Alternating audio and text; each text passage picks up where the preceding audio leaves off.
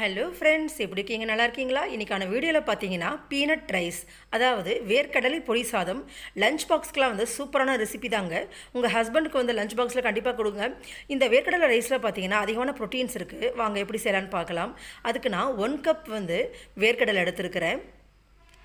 3 table spoon வெள்ளை உளுந்து எடுத்துக்கோங்க. 2 ஸ்பூன் கடலைப்பருப்பு, 1/4 மூடி வந்து தேங்காய் துருவல் எடுத்துருக்கிறேன். கருவேப்பிள்ளை தேவையான அளவு எடுத்துக்கோங்க.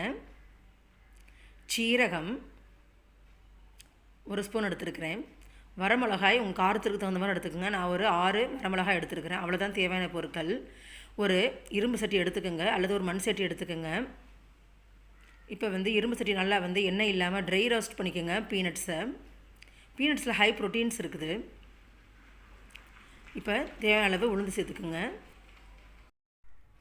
2 ஸ்பூன் வந்து கடலைப்பருப்பை சேர்த்துக்குங்க. தேவையான அளவு சீரகம், கருவேப்பிலை சேர்த்துக்குங்க. தேங்காய் திருவி வச்சது அதே வந்து சேர்த்துக்குங்க. வரமிளகாய் இவ்வளோதான். இது எல்லாத்தையும் வந்து ட்ரை ரோஸ்ட் பண்ணிக்கலாம். எல்லாத்தையும் வந்து நல்லா வந்து அடுப்பை வந்து சிம்மில் வச்சு நல்லா ட்ரை ரோஸ்ட் பண்ணிக்கோங்க. கருகாமல் பார்த்துக்கோங்க. வேர்க்கடலை, கடலைப்பருப்பு, உளுந்து எல்லாத்துலேயும் ஹை ப்ரோட்டீன்ஸ் இருக்குது. கண்டிப்பாக வந்து இந்த ரெசிபியை ட்ரை பண்ணி பாருங்கள். இப்போ வந்து எல்லாமே வந்து ஓரளவுக்கு வந்து வறுத்தாச்சு. ஒரு கருப்பு அளவு இல்லாமல் பார்த்துக்குங்க. தேவையான அளவு உப்பு சேர்த்துக்குங்க. தேவையான அளவு பெருங்காயத்தூள் சேர்த்துக்குங்க. இது ஜீரணத்துக்கு வந்து நல்லது.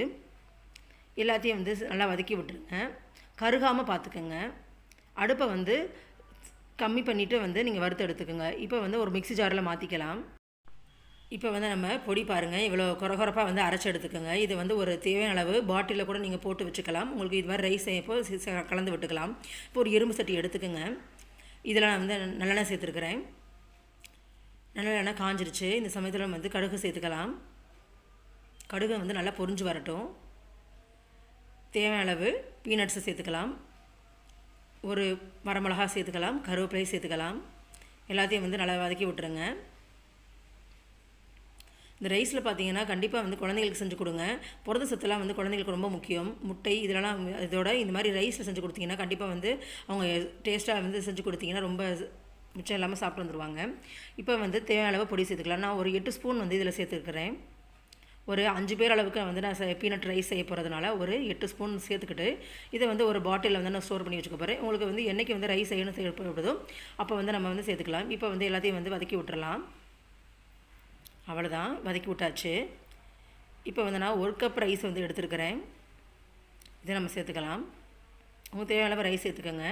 காரமாக இருந்துச்சுன்னா கொஞ்சம் அதிகமாகவே வந்து உங்களுக்கு ரைஸ் சேர்த்துக்கிட்டிங்கன்னா வந்து காரம் வந்து அளவாகிரும். அவ்வளோதான், சூப்பராக நமக்கு பீனட் ரைஸ் ஆகிடுச்சு. கண்டிப்பாக வந்து குழந்தைங்களுக்கு செஞ்சு கொடுங்க. பீனட் ரைஸ்னே சொல்ல முடியாது, கருவேப்பிலை ரைஸ் மாதிரி தான் இருக்கும். ரொம்ப டேஸ்ட்டாக இருக்கும். நீங்களும் குழந்தைங்க செஞ்சு கொடுங்க. இந்த வீடியோ பிடிச்சிருந்தா லைக் பண்ணுங்கள், ஷேர் பண்ணுங்கள்.